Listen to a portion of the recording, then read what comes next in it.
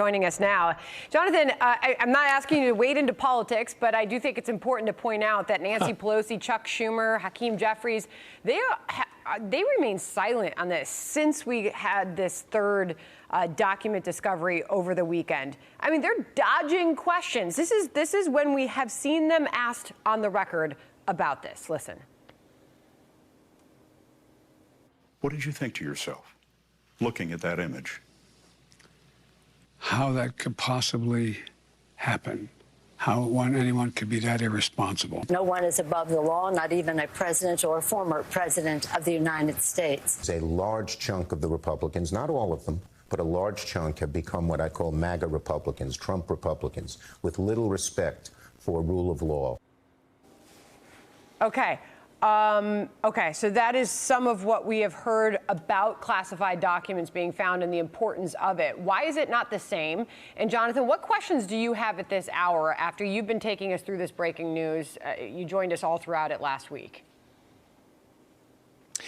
Well, you know, the Democrats are facing a rather unique dilemma in that they finally found a position you can't spin out of. And this is a city where spin is an art form.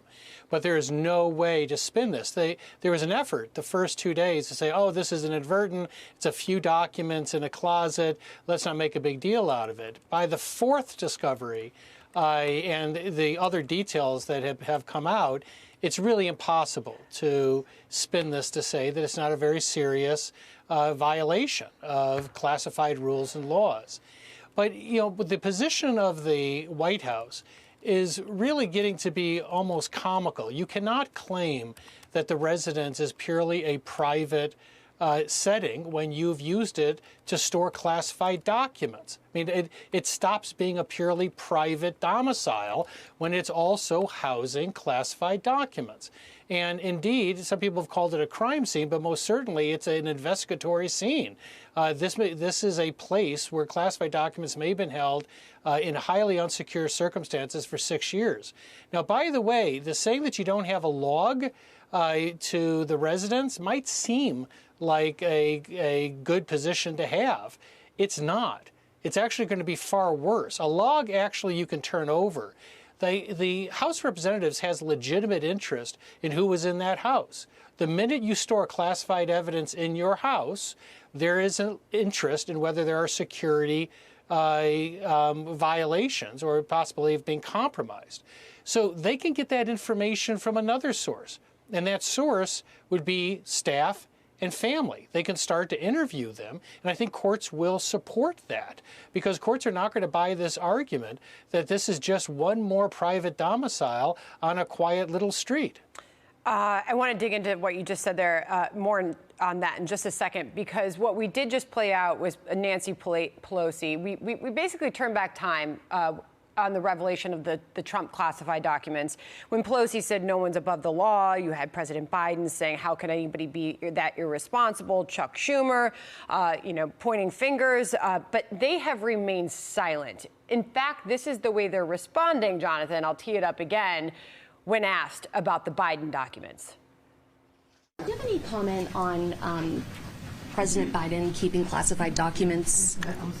You seem much more measured about this than with the Trump documents, because you call for transparency with the Trump documents. You wanted lawmakers to have access to the documents seized from the former president, his residence in Florida, which it seems like you... The bottom line is, I said that night, it's premature to comment on what should be done. So you think that your statements are consistent for both? I sure do. Okay, so just to be clear, they're going to be put in a position pretty soon here to say something.